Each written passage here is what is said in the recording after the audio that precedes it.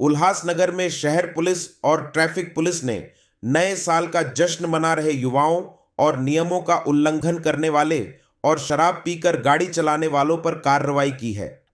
शहर पुलिस और यातायात पुलिस ने कैंप 4 में श्रीराम चौक पर नाकाबंदी की और संदिग्ध वाहनों की जांच की और नियमों का उल्लंघन करने वाले मोटर चालकों को दंडित किया, जिनमें नए साल का जश्न मना रहे युवा, पुराने साल को विदाई देने और रात 12 बजे के आसपास नए साल का स्वागत करने वाले नागरिक शामिल थे। शहर में 31 दिसंबर को शराब पीकर वाहन न चलाने की अपील वरिष्ठ पुलिस निरीक्षक अनिल पडवाल ने की थी। पोलीस आयुक्तालय ठाणे शहर, मी अनिल पडवाल, वरिष्ठ पोलीस निरीक्षक, विठ्ठलवाडी पोलीस स्टेशन। मी आपल्या सर्व उल्हासनगर वासियांना तसेच विठ्ठलवाडी पोलीस स्टेशनच्या अंतर्गत सर्व जनतेला नवीन वर्ष 2025 च्या हार्दिक हार्दिक शुभेच्छा माझे सर्व पोलीस अधिकारी व अंमलदार यांच्या वतीने प्रथमतः देतो। आज आम्ही 31 या दृष्टीने चोख बंदोबस्त लावलेला आहे, जेणेकरून जे लोकांचा पार्टीचा मूड आहे आणि पार्टी नंतर कुणी माझं आपल्याला विनंती आहे, आव्हान आहे की कुणी ड्रंक अँड ड्राईव्ह करू नये, की जेणेकरून नवीन वर्षामध्ये एखाद्या अपघाताला सामोरे जाऊन कुणाच्या तरी घरावरती दुःखाची छटा पसरेल। त्यामुळे आपण या गोष्टी टाळल्या पाहिजेत। आपल्या ट्रॅफिकवरती जास्त पार्किंग सुद्धा व्यवस्थित केली पाहिजे, जेणेकरून इतर वाहनांना सुद्धा अडचणी झाली नाही पाहिजे। दुसरं त्यासाठी आम्ही जवळजवळ माझे पोलीस स्टेशनचे 60 अंमलदार आणि आम्ही 6 अधिकारी हे आज आपल्या शाहू टर्नपूल आणि श्रीराम चौक इथे चोख नाकाबंदी लावलेली आहे आणि ट्रॅफिकचे अधिकारी आणि अंमलदार हे सुद्धा आपल्या मदतीला आहेत। त्यांच्याकडे मशीन आहे ज्याद्वारे आपण कोण चालक दारू पिऊन चालवत आहे गाडी त्याच्यावरती सक्त कारवाई करण्यात येणार आहे। मी विठ्ठलवाडी वाहतूक विभाग प्रभारी अधिकारी सुखदेव पाटील मायबाप जनतेला ह्या येणाऱ्या 2025 वर्षामध्ये खूप खूप शुभेच्छा देतो।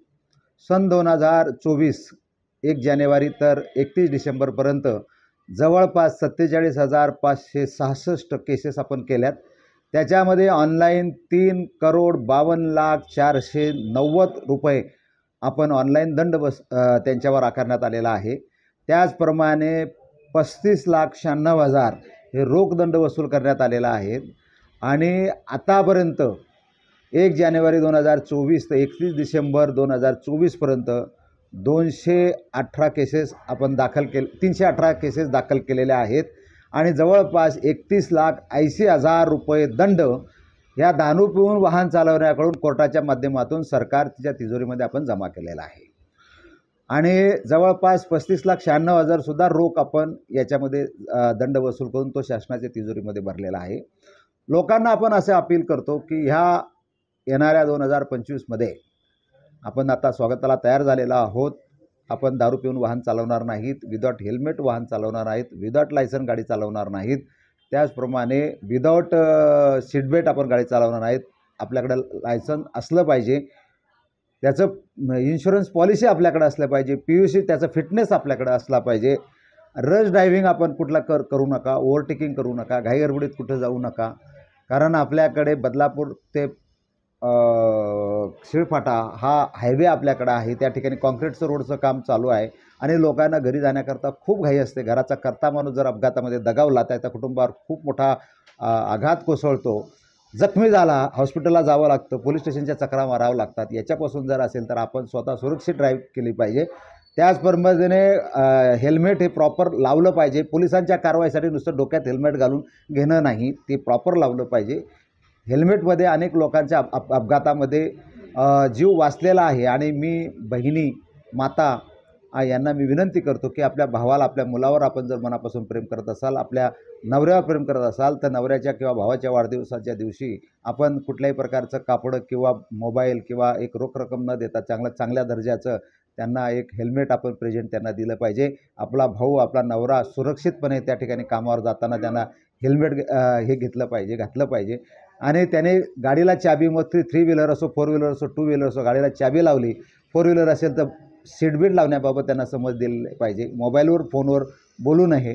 त्याच पद्धतीने बाईकवर सुद्धा त्याने हेल्मेट घातलं पाहिजे आणि सुखरूप घरी या एक स्माईल देऊन बायकोने आपल्या नवऱ्याला सांगितलं पाहिजे आणि हेल्मेट सक्तपणे वापरण्याबाबत त्यांना सूचना दिल्या पाहिजेत.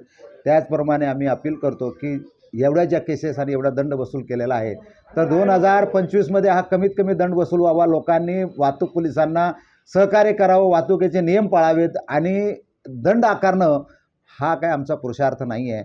परंतु जर या शहरामध्ये अपघाताचे प्रमाण कमी झालं आणि लोक जर ज्या जनता त्या ठिकाणी जर ट्रॅफिकचे नियम पाळायला लागलेत, कुठेही वाहनावर गर्दी होणार नाही, वाहतूक कोंडी होणार नाही, अशा ठिकाणी वाहन सोडून जाणार नाहीत, तर नक्कीच आमचं ट्रॅफिक विभागाचं चांगलं काम ह्या महाराष्ट्र शासनाला हे दिसलं पाहिजे. एवढीच आमची विनंती आहे. लोकांनी पोलिसांना सहकार्य करावं. आज आमच्याकडे RSPचे सुद्धा शिक्षक या ठिकाणी मदतीला येतात. म्हणजे जनतेला आम्ही आवाहन करतो की आपण सुद्धा त्याच्याकडे मदतीला आले पाहिजेत आणि कुठल्याही प्रकारचं दारू पिऊन वाहन चालवूनमध्ये आपण अपघात नाही झालं पाहिजे. आणि जो पादचारी चालतो त्यालासुद्धा आपण अपघातग्रस्त करू नका. त्याची कुठलीही प्रकारची चूक नसताना तो जखमी आणि मृत्यू देखील पाहू शकतो.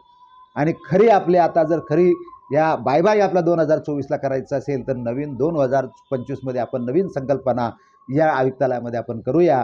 मी माझ्या ठाणे पोलीस आयुक्तालयाचे माननीय आयुक्त आशुतोष ढुमरे साहेब, माननीय जॉईंट CP चव्हाण साहेब, आमचे उपायुक्त श्री माननीय पंकजी सिरसाट साहेब यांच्या वतीने व वाहतूक